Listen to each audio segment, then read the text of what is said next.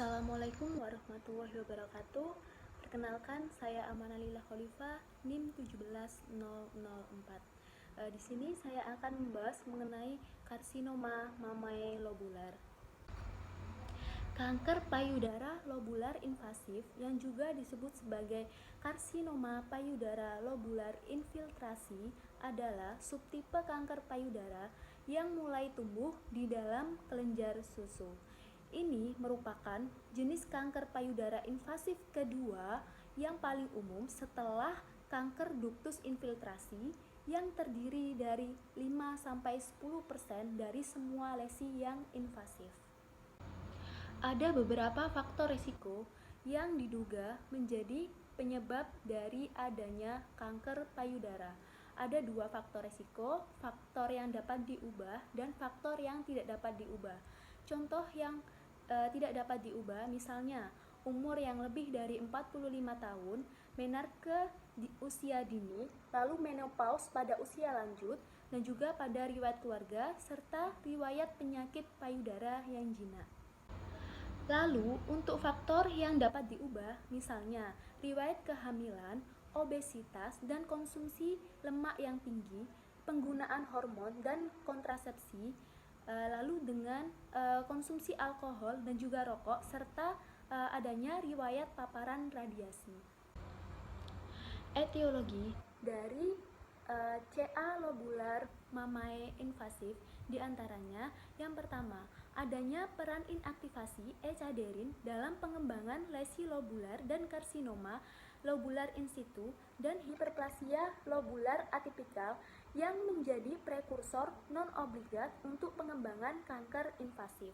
Lalu juga ada mutasi dari CDH1, germline, dan peran gen jalur fosfatidilinositol 3 kinase atau PIK3CA dalam pengembangan kanker payudara lobular. Karsinoma lobular invasif ini biasanya dikaitkan dengan karsinoma lobular in situ yang bisa berubah menjadi karsinoma lobular invasif. Tanda dan gejalanya biasanya sering pada wanita yang lebih tua, terutama yang post-menopause, dan juga wanita yang sedang dalam terapi hormon. Biasanya juga terjadi pembengkakan pada payudara. Lalu kulit yang terlihat lebih tebal dari biasanya, lalu puting yang menjorok ke dalam, dan biasanya itu terjadi bilateral atau melibatkan dari kedua payudara, dan juga multisentrisitas, yaitu melibatkan lebih dari satu area dalam kuadran payudara yang berbeda. Lalu dijelaskan bahwa ada tanda reseptor hormon yang positif, yaitu reseptor estrogen atau progesteron yang positif. Lalu biasanya cenderung menyebar ke tempat yang jauh seperti selaput otak dan juga sumsum tulang belakang. Nah, diketahui bahwa karsinoma mamae lobular ini biasanya terjadi pada sekitar 20-50% wanita yang mempunyai riwayat keluarga dengan kanker lambung difus herediter yang memiliki mutasi germline pada gen CDH1. Lalu, untuk pemeriksaan fisiknya, biasanya kanker payudara lobular dini tidak menunjukkan gejala dan kelainan pada USG payudara, sehingga penting untuk dilakukan screening payudara. Untuk pemeriksaan penunjangnya, yang pertama bisa menggunakan mamografi.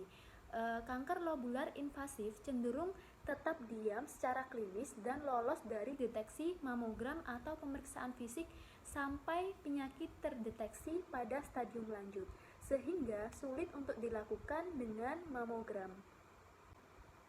Yang kedua, bisa menggunakan USG sebagai tambahan untuk mamogram demi memvisualisasikan area spesifik dari kelainan.